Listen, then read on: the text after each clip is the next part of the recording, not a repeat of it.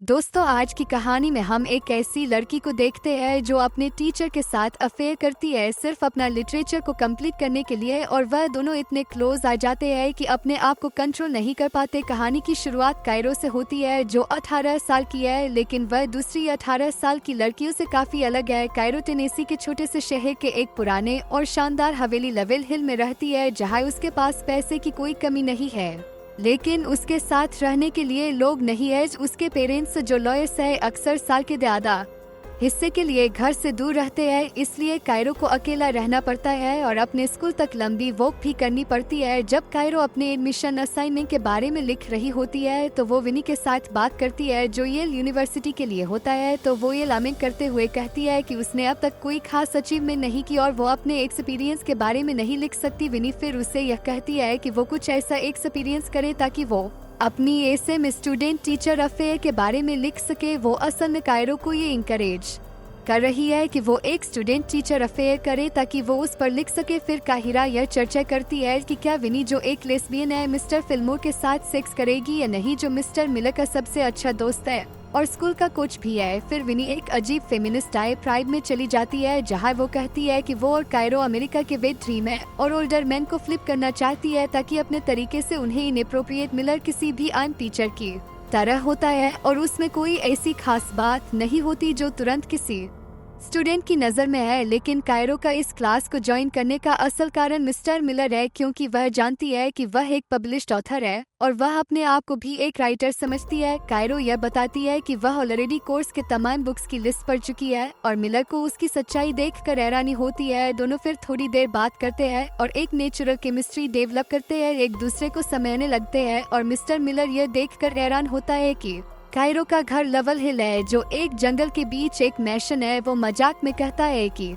उसने सोचा था कि सिर्फ भौंत वहाँ रहते हैं। आखिरकार कायरो की स्पिरिटेड बेस्ट फ्रेंड विनी जो पहले सेमेस्टर में मिस्टर मिलर की क्लास ले चुकी थी आती है और दोनों को ब्रेकफास्ट के लिए बाहर निकलने के लिए कह देती है। जब कायरो और विनी ब्रेकफास्ट के लिए निकलते हैं तो मिस्टर मिलर कायरो के डेस्क पर रखी किताबों को देखता है और उसकी रीडिंग सिलेक्शन से काफी इम्प्रेस्ड होता है, जिसमें पेरिस रिव्यू और हेनरी मिलर की अंडर द रूफसल होती है और उसकी अपनी किताब अपोस्ट फी जेन डे पसेंस सभी जो उसने अपनी टीचिंग करियर के लिए लिखी थी। मिस्टर मिलर को यह देखकर काफी अच्छा लगता है और वो घर जाकर अपनी वाइफ के साथ इंटीमेट होता है और अपनी न्यू स्टूडेंट के बारे में बात करता है। जब हम मिस्टर मिलर के घर की लाइफ को देखते हैं और उनकी वाइफ को देखते हैं जो एक एल्कोहलिक और केयरलेस राइटर है जो हमेशा उसकी काम को नीचे देखने की कोशिश करती है, तो यह समझना मुश्किल नहीं होता कि मिस्टर मिलर एक छात्र की तरफ अपना ध्यान क्यों खींचता है जो उसके पुराने काम में रुचि रखती। फिर मिस्टर मिलर एक दिन कायरो को क्लास के बाद अपने पास बुलाता है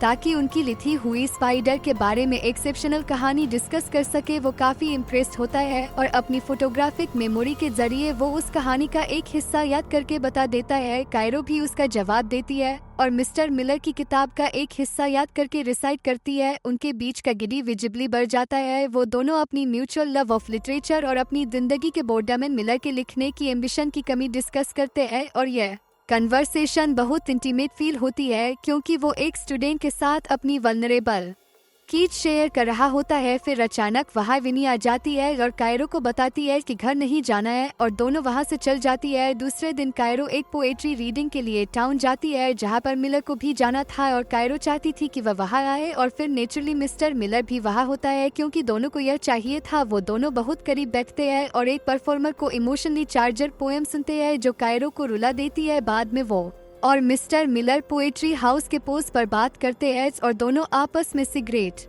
शेयर करते हैं जो कि एक बहुत इंटीमेट मूव होता है। मिलर फिर फिल्मोर से मिलता है जो स्कूल में कोच और टीचर है और उसका पुराना दोस्त है जो होममेड बिस्किट्स बनाता है और हर सुबह कॉफी लाता है जो मिलर को काफी तंग करता है। वो दोनों थोड़ी देर तक मजाक करते हैं और तभी वहाँ पर काहिरा आ जाती है तो फिल्मोर कायरो की किताब सिलेक्शन का मजाक उड़ाता है। कुछ समय बाद फिल्मोर वहाँ से चला जाता है और कायरो मिलर के करीब बैठती है। वो दोनों फिर से सिगरेट शेयर करते हैं और काफी क्लोज हो जाते हैं एक दूसरे से। जब मिलर क्लास जा रहा था उसे अपनी वाइफ से एक मैसेज आता है कि वो कहीं जा रहे हैं। क्लास में काहिर मिलर को अपने फेवरेट ऑथर के बारे में बताती है जिसके स्टाइल में वो स्टोरी लिखने वाली है। मिलर जल्दी में घर जाने के लिए था इसलिए उसने जल्दी में हाँ कह दिया। जब वो क्लास से निकला विनी मिलर के टेबल पर चढ़कर कायरो को टीच करने लगती है। फिर फिल्मोर अपने दोस्त मिलर से मिलने आता है और विनी फिल्मोर को टीच करने लगती है। वो उसका फोन अपने कपड़ों में डाल देती है लेकिन यहाँ कायरो अपना फोन नहीं ढूंढ पा रही होती। दूसरी तरफ जोनाथन का अपनी वाइफ के साथ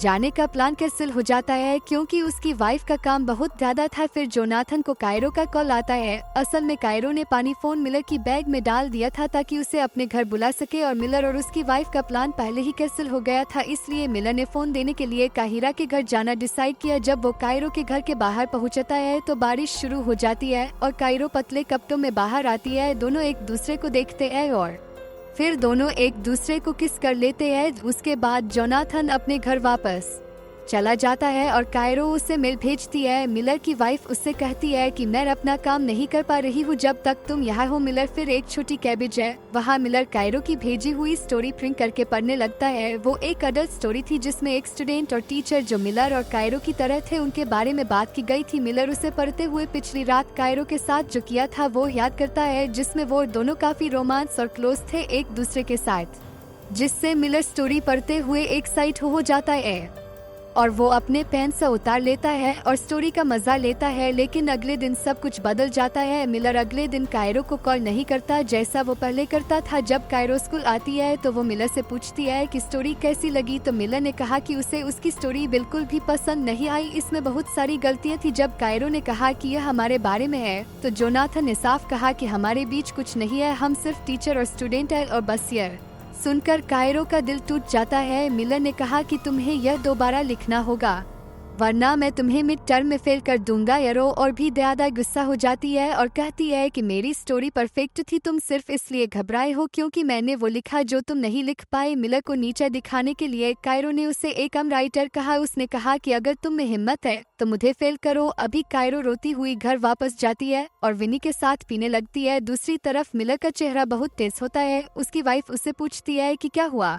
मिलर ने उसे कायरो की लिखी हुई कहानी के बारे में बताया। कहानी सुनकर उसकी वाइफ भी पूरी तरह एक्साइटेड हो गई लेकिन जैसे ही वो कुछ कर सकते थे फिल्मोर वहां आ गए। मिलर फिर से परेशान हो। दूसरी तरफ कायरो और विनी बात कर रही थी। कायरो ने विनी को बताया कि मिलर बस उसे करीब होने का नकल कर रहा था। कायरो ने विनी को कहा कि फिल्मोर को मैसेज भेजे ताकि उसे डिस्ट्रैक्ट कर सके। विनी ने फिल्मोर को टीच करना शुरू किया लेकिन उसकी बातें फिल्मोर पर कोई असर नहीं। फिल्मोर का ध्यान अपनी तरफ खींचने के लिए कायरो ने एक फैसला किया। दोनों ने अपने कपड़े उतार दिए और करीब आ गए। उन्होंने अपनी फोटोज फिल्मोर को भेजी।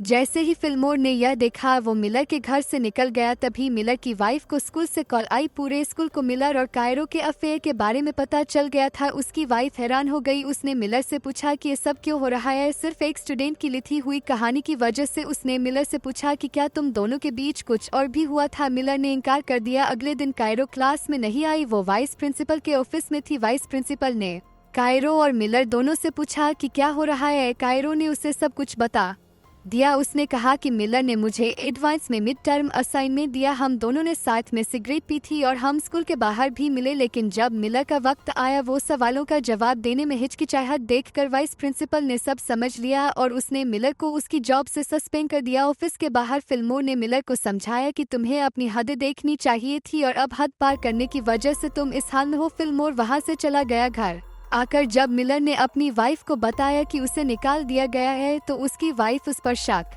करने लगी। उसने फिर से पूछा कि क्या तुम दोनों के बीच कुछ हुआ था, लेकिन मिलर ने फिर से इनकार कर दिया। उसकी वाइफ इस बात को मानने के लिए तैयार नहीं थी। उसने मिलर से पूछा कि क्या तुम्हें उस लड़की के लिए कोई जज्बात है। मिलर ने कुछ नहीं कहा। फिर दोनों का झगड़ा शुरू हो गया और दोनों ने एक दूसरे की कमियां गिनने शुरू कर दी। यह झगड़ा इतना बढ़ गया कि मिलर की वाइफ ने फैसला किया कि वो उससे तलाक दे देगी। दूसरी तरफ विनी कायरो से मिली। उसने कहा कि जो तुमने किया उसे मिलर की जॉब चली गई। लेकिन अब कायरो को इससे कोई फर्क नहीं पड़ता। उसने कहा कि मिलर ने मुझे कम समझा, लेकिन अब उसे पता चलेगा कि मैं असल में कौन हूँ। कायरो ने यह सब अपनी सबसे बड़ी जीत समझ आखिरकार। कायरो ने कहा वाइफ क्या वो अब लिख सकेगा। इसी बात पर मूवी खत्म होती है। तो दोस्तों यह था आज का वीडियो। अगर आपको यह वीडियो पसंद आई हो तो लाइक बटन जरूर दबाएं और मेरे चैनल को सब्सक्राइब करना ना भूल। मैं आपसे अगले वीडियो में मिलूंगा, तब तक के लिए अपना ख्याल रखें। बाय।